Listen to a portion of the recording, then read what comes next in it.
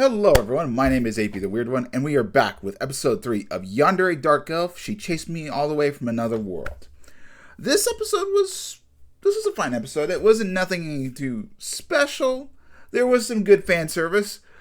I did think that the actress Minami Takahashi did a very good job in this episode. She seemed to have like a lot of different ranges. It seemed, just from my personal take, she had her overbearing moments, but it wasn't too much, and she had a lot more like oh my god. So we'll get to it, but in the first kind of half of the episode, her and Hinata are having kind of a romantic moment, and then when the romantic moment ends unexpectedly, she's kind of like very pissed, and so it was kind of like a nice moment.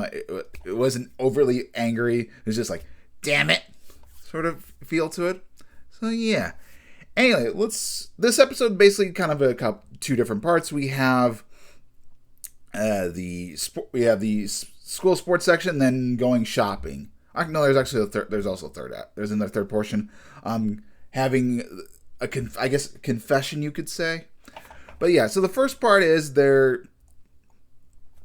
Mirabelle, Hinata, and Sakura are all playing volleyball.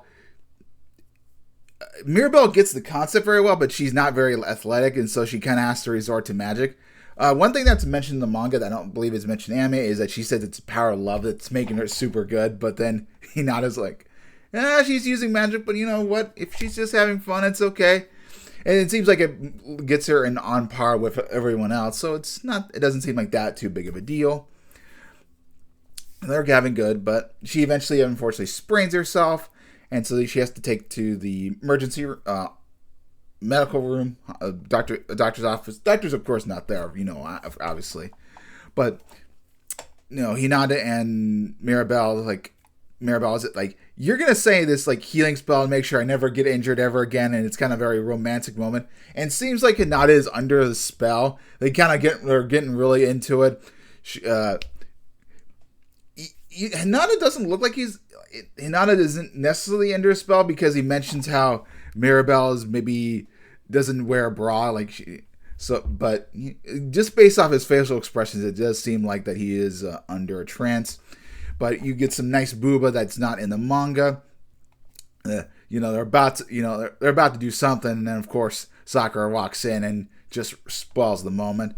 One other little difference from the manga than the anime is that Mirabelle has both her shoes off, so you do see her feet, her right foot for a brief moment. Not that big a deal. I mean, only one foot is injured technically, so it kind of makes sense that it would make sense that you don't need to necessarily show both.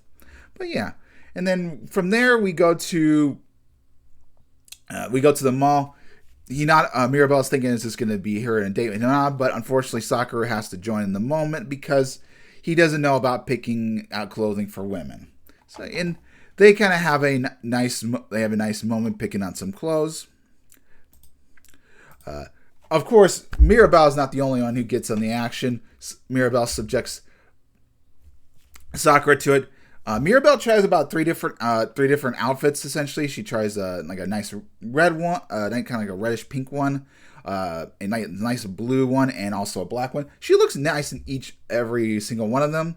And then you have Sakura, who tries a yellow one and then tries the blue one. The yellow one, I don't think it was necessarily just a little too bright on her. I think the blue works perfectly well on her. But she does make a comment that's not, because this is anime exclusive. She's like, I wonder if Hinata likes big breasts or like, we don't know what size breasts are like. I mean, yes, Mirabelle has got huge breasts, whereas Hinata's got big breasts. So, I mean, what's preference? But yeah, and she's like, we got, let's see what Hinata's opinion. Now, Hinata doesn't give an opinion on her because, obviously that's different in the manga, but, he is a little bit embarrassed, and she's about to she takes her bra off, the top portion. It's like, no, you can't do that, and you do get a little nice butt shot of her. But following that, they go to and do a little bit of shopping, and then of course they sit down for nice drinks. and Hinata while going to the bathroom. We get that Sakura kind of asks about what's the relationship between the two of them. It's like, oh, we're just very passionate lovers. Not necessarily like a full-on couple, or she wants to make it seem like they're more than they actually are. And Sakura's like, I gotta step up my game. And so we might be getting some chocolate and vanilla romance. One thing that was actually cut from the manga, it's basically a page worth, but the Mirabelle mentions that she buys some kind of like sexy lingerie, and so we do get to see a little bit of an ass shot in the manga. And they also do some more clothing shopping, and then doing, they get some stuffed animals.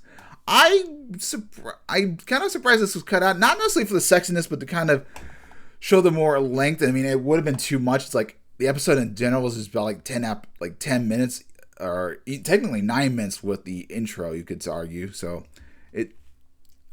I'm surprised. I felt like this could have added more. They could have added this and to add the length, like, okay, this is why all three of them are kind of fairly exhausted.